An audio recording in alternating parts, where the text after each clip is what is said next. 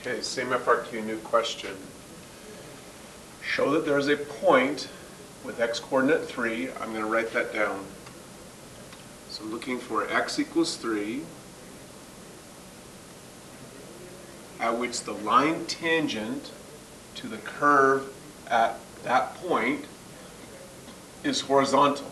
So we have a curve. As always, we don't really know what the curve looks like. But somewhere on the curve, there's supposed to be a point. Show that there's a point P. Notice how I read slow and careful.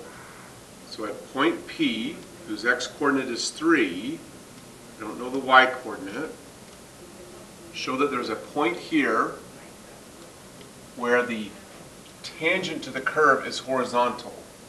A horizontal tangent means the slope is 0. Let's write that down.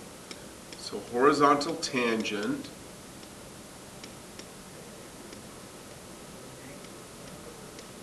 means slope is 0.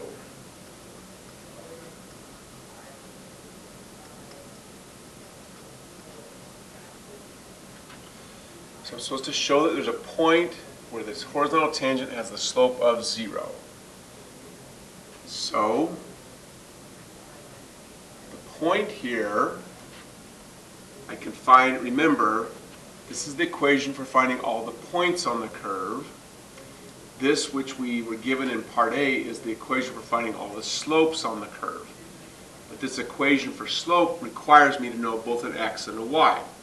So I need to go find what's the y-coordinate here when x is 3. So I'm going to plug that in up here. So when x is 3, don't know the y-coordinate.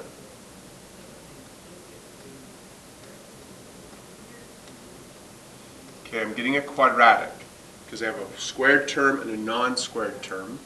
So I rearrange, move everything to this side. So I'll have 4y squared plus, minus, this will become negative. This would become plus 9. This would become minus 7, and that all equals 0. Keep going. So 4y squared minus 9y plus 2 has to equal 0. That's not looking like something that's easy to solve. So I'm going to leave that alone for a minute. And I don't want to get stuck, so I keep moving. I'm going to go up and work on this for a second. There's supposed to be an xy pair here that will make this 0. That's a lot easier. This is going to equal 0 when the numerator equals 0.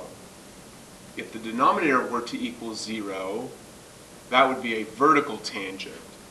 So as long as the top is 0, then I'll have a horizontal tangent. I know that that occurs when x equals 3. So because I got stuck going this way, this started to look hard. You don't want to get stuck, you want to keep moving.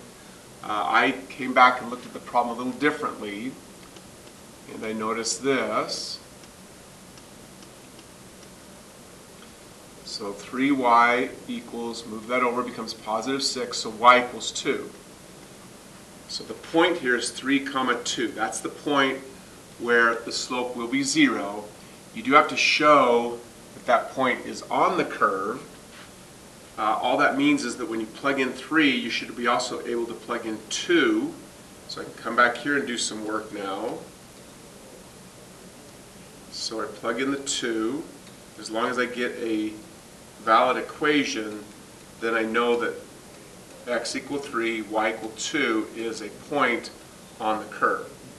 2 squared is 4, 4 times 4 is 16, minus 18, plus 2 is indeed equal to 0.